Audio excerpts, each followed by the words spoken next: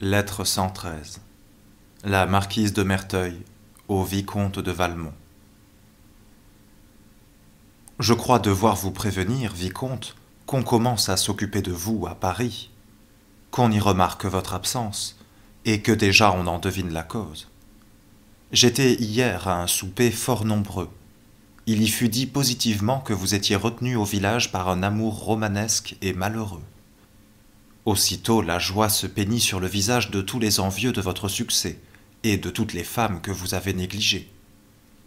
Si vous m'en croyez, vous ne laisserez pas prendre consistance à ces bruits dangereux, et vous viendrez sur le champ les détruire par votre présence. Songez que si une fois vous laissez perdre l'idée qu'on ne vous résiste pas, vous éprouverez bientôt qu'on vous résistera en effet plus facilement, que vos rivaux vont aussi perdre de leur respect pour vous et oser vous combattre. Car lequel d'entre eux ne se croit pas plus fort que la vertu?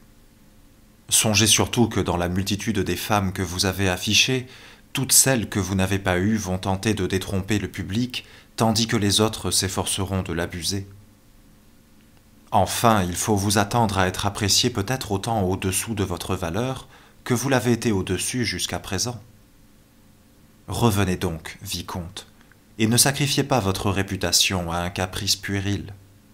Vous avez fait tout ce que nous voulions de la petite Volanges, et pour votre présidente, ce ne sera pas apparemment en restant à 10 lieues d'elle que vous vous en passerez la fantaisie. Croyez-vous qu'elle ira vous chercher? Peut-être ne songe-t-elle déjà plus à vous, ou ne s'en occupe-t-elle encore que pour se féliciter de vous avoir humilié? Au moins, ici, pourrez-vous vous trouver quelque occasion de reparaître avec éclat, et vous en avez besoin. Et quand vous vous obstineriez à votre ridicule aventure, je ne vois pas que votre retour y puisse nuire. Au contraire. En effet, si votre présidente vous adore, comme vous me l'avez tant dit, et si peu prouvé, son unique consolation, son seul plaisir, doivent être à présent de parler de vous, et de savoir ce que vous faites, ce que vous dites, ce que vous pensez, et jusqu'à la moindre des choses qui vous intéressent. Ces misères-là prennent du prix en raison des privations qu'on éprouve. Ce sont les miettes de pain tombantes de la table du riche. Celui-ci les dédaigne, mais le pauvre les recueille avidement et s'en nourrit. Or la pauvre présidente reçoit à présent toutes ces miettes-là, et plus elle en aura, moins elle sera pressée de se livrer à l'appétit du reste. De plus, depuis que vous connaissez sa confidente, vous ne doutez pas que chaque lettre d'elle ne contienne au moins un petit sermon, et tout ce qu'elle croit propre à corroborer sa sagesse et fortifier sa vertu. Pourquoi donc laisser à l'une des ressources pour se défendre et à l'autre pour vous nuire? Ce n'est pas que je sois du tout de votre avis sur la perte que vous croyez avoir faite au changement de confidente. D'abord, Madame de Volanges vous hait, et la haine est toujours plus clairvoyante et plus ingénieuse que l'amitié. Toute la vertu de votre vieille tante ne l'engagera pas à médire un seul instant de son cher neveu, car la vertu a aussi ses faiblesses. Ensuite, vos craintes portent sur une remarque absolument fausse. Il n'est pas vrai que plus les femmes vieillissent et plus elles deviennent rêches et sévères.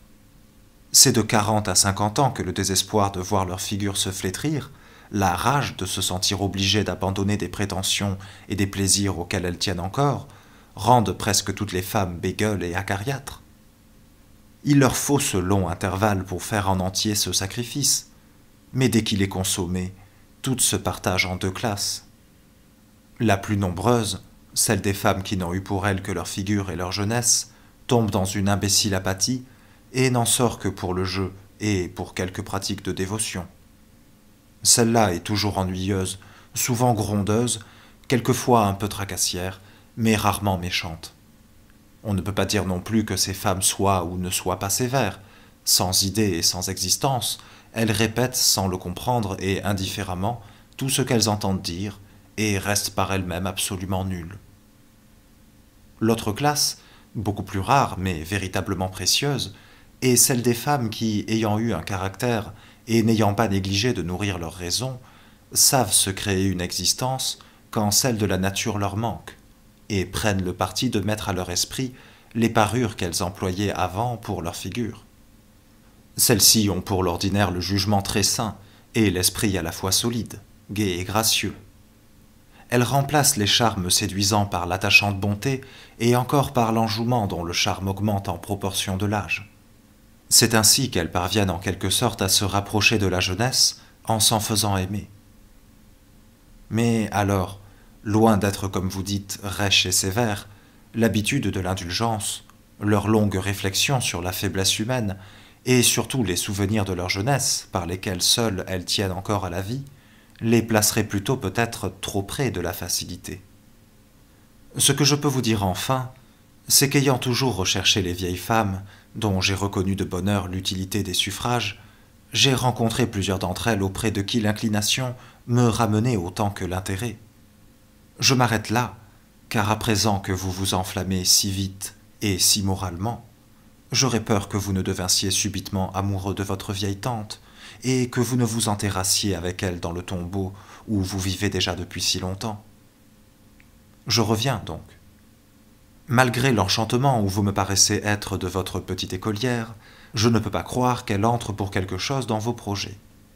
Vous l'avez trouvée sous la main, vous l'avez prise, à la bonne heure. Mais ce ne peut pas être là un goût. Ce n'est même pas, à vrai dire, une entière jouissance. Vous ne possédez absolument que sa personne.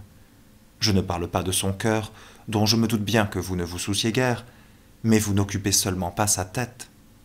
Je ne sais pas si vous vous en êtes aperçu, mais moi j'en ai la preuve dans la dernière lettre qu'elle m'a écrite.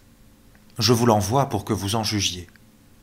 Voyez donc que quand elle y parle de vous, c'est toujours Monsieur de Valmont, que toutes ses idées, même celles que vous lui faites naître, n'aboutissent jamais qu'à Danceny. Et lui, elle ne l'appelle pas monsieur, c'est bien toujours Danceny seulement. Par là, elle le distingue de tous les autres, et même en se livrant à vous, elle ne se familiarise qu'avec lui. Si une telle conquête vous paraît séduisante, si les plaisirs qu'elle donne vous attachent, assurément vous êtes modeste et peu difficile. Que vous la gardiez, j'y consens, cela entre même dans mes projets. Mais il me semble que cela ne vaut pas de se déranger un quart d'heure, qu'il faudrait aussi avoir quelque empire et ne lui permettre par exemple de se rapprocher de Danceny qu'après le lui avoir fait un peu plus oublier. Avant de cesser de m'occuper de vous pour venir à moi, je veux encore vous dire que ce moyen de maladie que vous m'annoncez vouloir prendre est bien connu et bien usé. En vérité, vicomte, vous n'êtes pas inventif. Moi, je me répète aussi quelquefois, comme vous allez voir, mais je tâche de me sauver par les détails, et surtout le succès me justifie. Je vais encore en tenter un, et courir une nouvelle aventure. Je conviens qu'elle n'aura pas le mérite de la difficulté, mais au moins sera-ce une distraction, et je m'ennuie à périr. Je ne sais pourquoi, depuis l'aventure de Prévan, Belleroche m'est devenu insupportable. Il a tellement redoublé d'attention, de tendresse, de vénération, que je n'y peux plus tenir. Sa colère, dans le premier moment, m'avait paru plaisante. Il a pourtant bien fallu la calmer, car c'eût été me compromettre que de le laisser faire. Et il n'y avait pas moyen de lui faire entendre raison. J'ai donc pris le parti de lui montrer plus d'amour, pour en venir à bout plus facilement.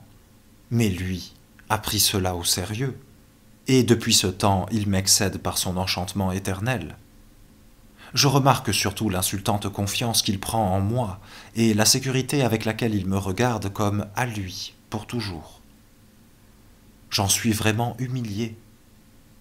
Il me prise donc bien peu, s'il croit valoir assez pour me fixer.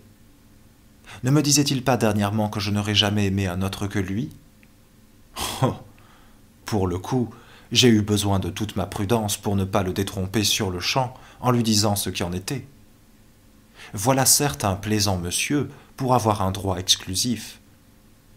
Je conviens qu'il est bien fait et d'une assez belle figure, mais à tout prendre, ce n'est au fait qu'un manœuvre d'amour.